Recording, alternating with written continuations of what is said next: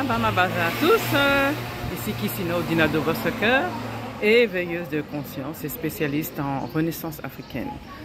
Donc aujourd'hui on va parler d'un sujet qui défraie la chronique, mais toujours avec un aspect spirituel, avec une analyse spirituelle des choses qui se passent. On va parler des freak-offs. Donc tout le monde a entendu parler ces soirées où il y avait des orgies sexuelles de Puff Daddy et d'autres encore. Donc d'abord freak-off. Je voulais aussi expliquer que une freak-off est un rituel qui utilise l'énergie sexuelle pour accomplir ce que l'on veut. Je suis même étonnée qu'on n'ait pas abordé ce côté-là, mais je suppose que comme ça se passe en dehors de l'Afrique, on va juste se contenter de parler de perversion, alors qu'il y a vraiment quelque chose en dessous. Donc quand on parle du rituel, c'est une activité qui doit être répétée dans le temps, c'est pas une seule fois. Donc justement, cette activité appelée freak off, j'ai beaucoup de motos qui passent, je les laisse un petit peu passer là et en plus je continue. Donc ces activités sont très présentes, donc ces rituels freak off sont très présentes dans l'industrie musicale et donc elles ont pour but de manifester justement ce que l'on désire. Et généralement, les personnes qui participent à ces freak-off, justement, sont rémunérées. À votre avis, pourquoi? Même dans le cas de Puff Daddy, Cassie était aussi rémunérée. Donc, je vous explique. J'espère que vous m'entendez bien. Là, je suis là. Il y a beaucoup de circulation là. Donc, l'argent fait partie, lorsque vous acceptez de l'argent de quelqu'un, c'est comme si justement c'était votre signature que vous mettiez au bas d'un contrat. Donc c'est la loi du libre arbitre, autrement dit du consentement. En spiritualité, on doit toujours avoir votre consentement pour faire quoi que ce soit, sinon ça ne fonctionne pas. Donc le consentement, c'est pas dire oui, c'est accepter cet argent.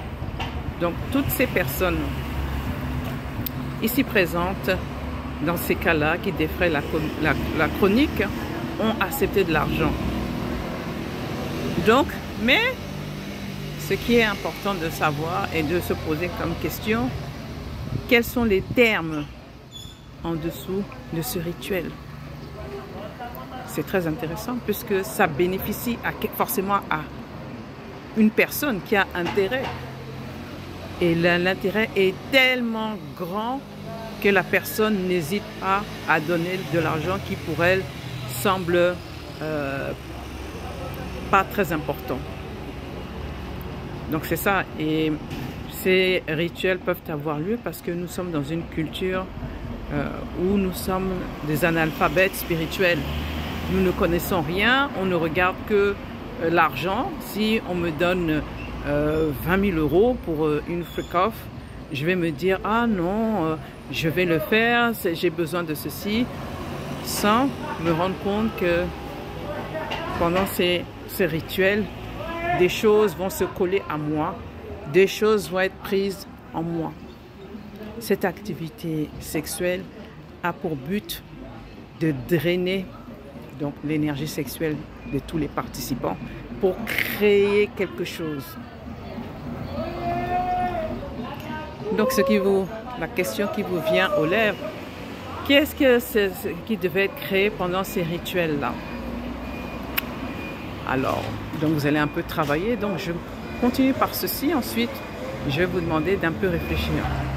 Donc pour que vous puissiez un peu mieux comprendre, on a le cas de R. Kelly, on a le cas de Puff Daddy, n'est-ce pas? Sean Combs, autrement alias Puff Daddy, qui est Sean Combs, d'accord? Donc ces histoires ont défrayé la chronique. Mais ces personnes-là, je vous pose la question, ont débuté dans l'industrie. Ils étaient des jeunes des jeunes hommes talentueux.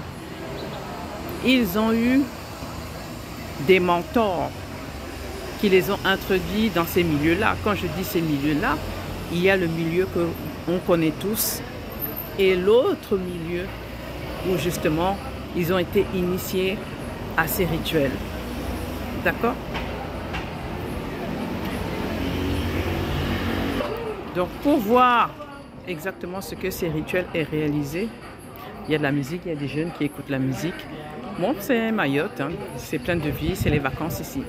Donc pour voir ce que ces artistes ont pu réaliser, ce que ces rituels ont pu réaliser, vous regardez simplement tout ce que ces artistes ont pu réaliser dans leur vie.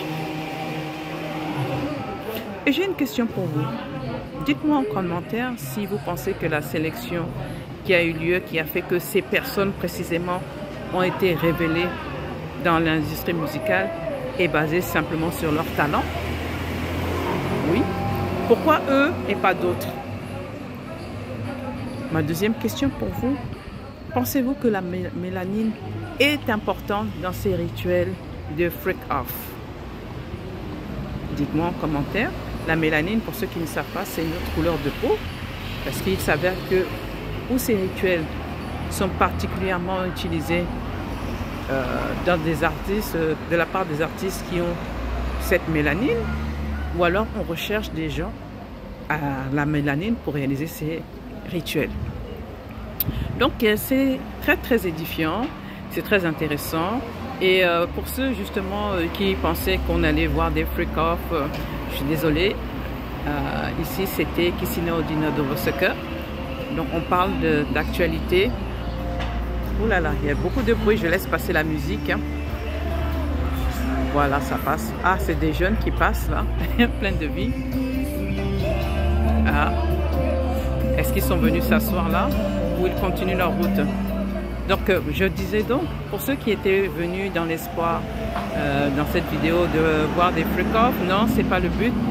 Et avec Kisina Odina Dovoseke, on fait une étude, justement, une analyse sur le plan spirituel des événements, de l'univers, pour que nous ne soyons plus des analphabètes spirituels et que nous ne soyons plus utilisés, que nous soyons plus des pantins utilisés, que nous sachions là où nous allons et ce que nous faisons et pourquoi nous le faisons. Voilà. Donc je vous remercie, abonnez-vous, faites passer cette vidéo. À bientôt.